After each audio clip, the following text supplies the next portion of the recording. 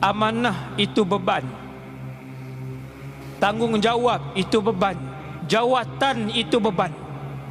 Kamu Perdana Menteri Malaysia, 30 juta di bawah kamu akan disoal oleh Allah Jalla Jalaluh.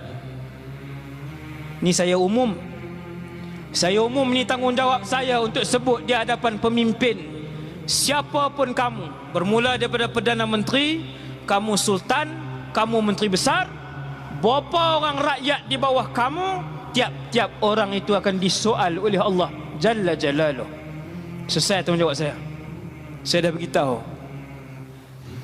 Sebab itu para sahabat, walaupun mewah ketika itu, harta Madinah sangat banyak,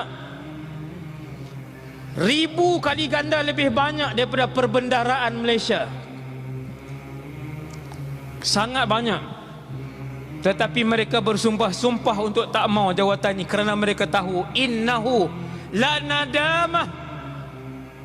Seperti mana Nabi sebut kepada seorang sahabat, Nabi kata, ya Aba Dhar, wahai Abu Dhar, jawatan itu tanggungjawab dan ia adalah penyesalan di hari kiamat.